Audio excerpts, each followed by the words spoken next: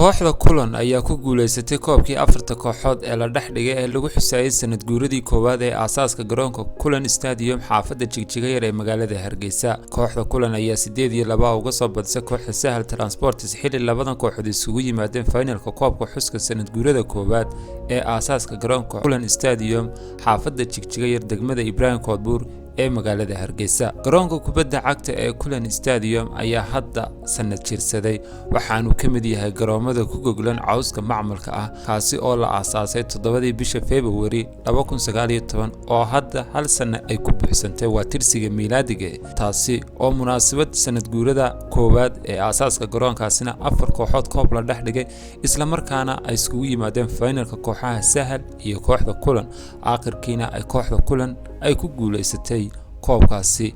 Kooxda Kulan ayaa ku ciyaarsay magaca isla garoonka Kulan Stadium ee xaafadda Jigjiga yar waa magaalada Hargeysa.